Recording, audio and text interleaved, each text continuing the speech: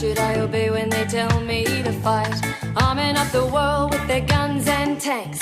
Power for the Pentagon and money for the banks. Comrades, the defining feature of Australian politics today is the ongoing retreat of the organised working class. In the face of a serious capitalist economic crisis, there is no mass expression whatsoever of the working class alternative. The class collaborationist leadership of the trade union movement is unwilling and incapable of challenging the ruling class solutions to the crisis, cutting deals for pay cuts, shorter hours and other solutions demanded by the bosses to supposedly save jobs. In the face of the environmental catastrophe facing the planet, the focus of the mainstream political debate shifted to a falling out amongst thieves. Meanwhile, the fundamental flaws of the carbon trading scheme remain unchallenged by the unions, the environmental peak bodies or the Greens. Compare the situation in Australian politics to the international stage, where the working class alternative was posed so sharply by Chavez at the Copenhagen summit. It reminds us that while we're part of an international struggle, the development of our movement is markedly uneven across the globe.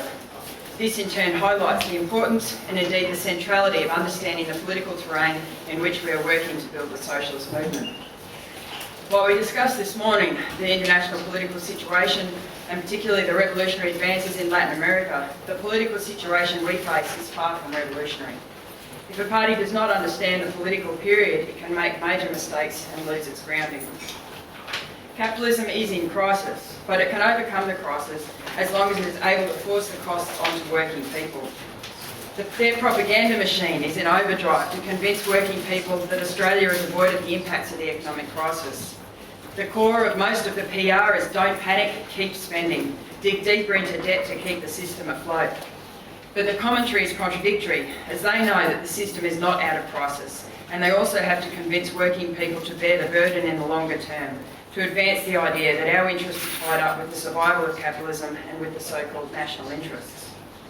Take this example in the December 24 edition of The Australian from an article titled "We Aren't Just Larrikins" by a researcher at the bourgeois think tank Centre for Independent Studies. The article stated that Australia is one of the few countries to survive the global economic crisis relatively unscathed is hardly news. Many Australians also take for granted they live in a prosperous and vibrant nation with a fantastic quality of life and which is a good place to do business. I'll come back to this, the reality of this fantastic quality of life, but what's the author's explanation for it?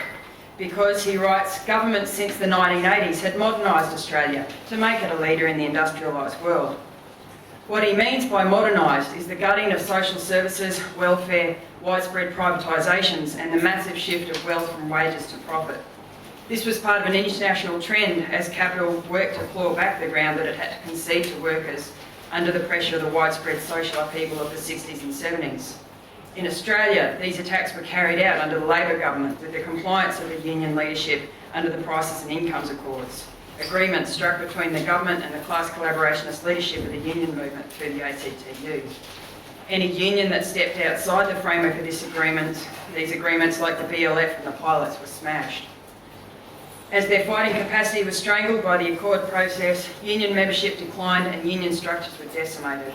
Union membership fell from 51% in 81 to 39.6 in 92.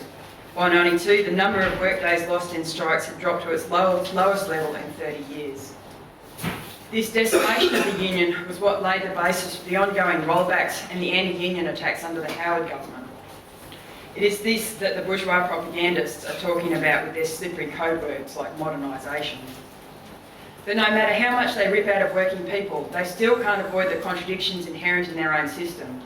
When the latest crisis hit in 2008 and panic was setting in, one of the central themes of the reporting and bourgeois analysis was that they did not know how their own system works.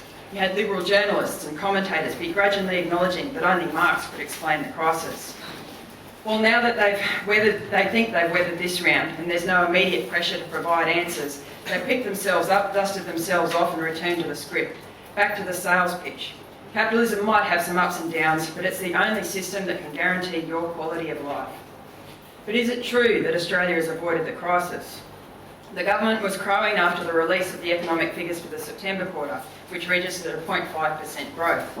This means that according to the widely accepted classification, Australia is the only imperialist nation to have thus far avoided a recession, which is defined as a contraction of the economy for 6 months in a row. But even with the crowing, they know full well that the global crisis is still bound to hit harder. The economic situation in Australia is highly dependent on China and in turn on Europe and the US. No country can avoid the crisis.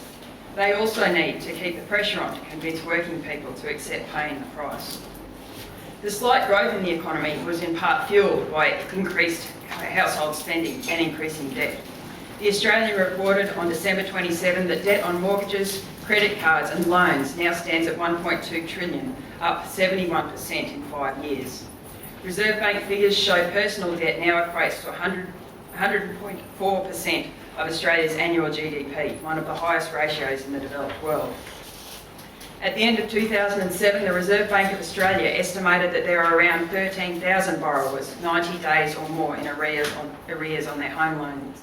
Today, that figure has almost doubled to 25,000, and as interest rates, unemployment and underemployment are expected to grow, this is bound to keep climbing. While unemployment decreased slightly from October to November from 5.8 to 5.7%, the reports generally only focus on the immediate figures, the monthly changes, and how it compares to what was forecasted. So the reports of the November figures commonly reported that 5.7% was better than expected because the amorphous financial markets were estimating 5.9% unemployment. Never mind that it is still a 1.3% increase on the same time last year, or that underemployment has risen from 5.9% in May 2008 to 7.8% in November this year. In manufacturing, there was 77,000 jobs lost in the year to October. The decline in manufacturing has been a long-term trend since the 70s, but the economic crisis has given cover for many companies to carry out long-planned job cuts and closures. While most working people are drowning in debt to buy happiness that consuming allegedly brings, this fantastic quality of life is a world away from the millions of people living under the poverty line. While academics debate what this poverty line is, according to the Salvation Army, if the same methods of determining poverty are used as in the UK, 3.8 million people in Australia live in poverty, 19% of the population. Nearly 27% of people over the age of 65 in Australia have incomes below the OECD poverty line. Nearly 250,000 people who are looking for work have not had substantial work for a year or more. And each night there are over 100,000 people homeless and about 100 homeless families that cannot find places in refuges. The illusion of the fantastic quality of life in Australia is a myth, and it's a racist myth which denies the ongoing reality of the third world living conditions in Indigenous communities and the deep-going social disadvantage born of dispossession and systematic racism and violence at the hands of the state. Life expectancy is 16 to 17 years less for Indigenous people. 53% of Indigenous men die before the age of 50, compared with 13% for the population as a whole. Infant deaths amongst Indigenous children account for 23% of all infant deaths. Aboriginal men are locked up at a rate 5 times greater than apartheid South Africa. This social reality predates the most recent crisis. While the super profits ripped out of the third world benefit a layer of working people in this country, the alleged fantastic quality of life is a myth, and it always has been. It is an ideological tool to keep working people struggling to achieve the unachievable, trapping people in unpayable debt that dampens any impulse to radicalism, forcing people to work until they drop to keep up. And literally, The Age reported on December 17 that more than 500,000 people say they intend never to retire. And in the last year, the number of people declaring themselves retired has shrunk by 65,000.